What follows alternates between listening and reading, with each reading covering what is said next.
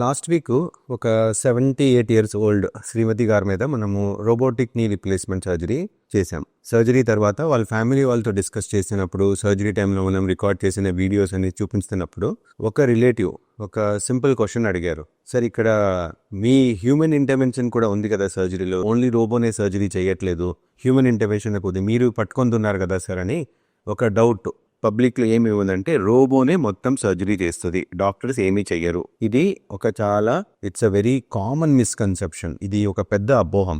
So robo మన మొత్తం surgery చేయదు. Robo does a part of the surgery where మనం బోన్స్ కట్స్ కానీ సాఫ్ట్ టిష్యూ రిలీజ్ కానీ దీంట్లో చాలా హెల్ప్ చేస్తుంది. ప్రిసిజన్ అండ్ అక్యురసీ ఇంప్రూవ్ చేస్తుంది.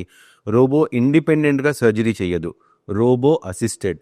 మన సర్జన్ విత్ హిజ్ ఎక్స్పీరియన్స్ ఏ పేషెంట్స్లో ఎంత కట్ చేయాలి, ఎంత రిలీజ్ చేయాలి దాన్ని డిసైడ్ చేసిన తర్వాత రోబోకి ఆర్డర్స్ ఇచ్చిన తర్వాత మాత్రమే రోబో వెళ్ళి ఆ ఆర్డర్ని ఎగ్జిక్యూట్ చేస్తుంది.